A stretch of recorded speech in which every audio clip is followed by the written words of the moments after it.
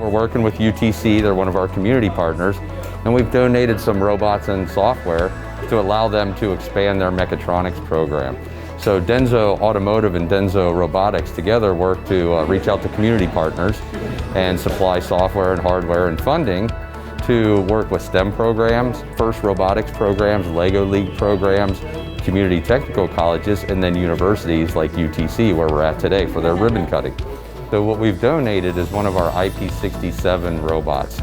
This is a high-speed submersible robot, and it will allow the students to be able to program a robot, add end effectors, and do engineering design to actually perform physical tasks with a robot like they would be in an engineering position in a manufacturing facility. I'm very excited about this lab. I've been here for 2 years and it was not open for the first year that I was here. So to see all of this in one place is kind of beautiful. You hear a lot simulated or trainers, you hear those words a lot when it comes to engineering education.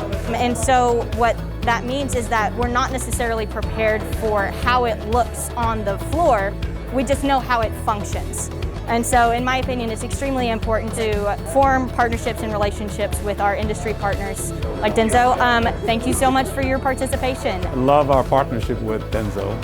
We have had this partnership over a decade, and we are a very strong partner in educating the future workforce in this region. Denso has donated a robot for us to use, and we hope that the partnership will continue to grow and get stronger. And the students will be trained with the Denso robot, which is a good thing, not only for Denso, for other manufacturing industry in town. So over the next year, we're planning to donate a dozen robot systems to our technical, community college, and university partners to help them grow their mechatronics and robotics programs. I'm very excited because this is the future of workforce development and education, and this is the first step we're taking in that direction, and I'm very excited to celebrate it together. When students get excited early and learn about technology and robotics, they tend to stay on that path and become very, very knowledgeable with robots.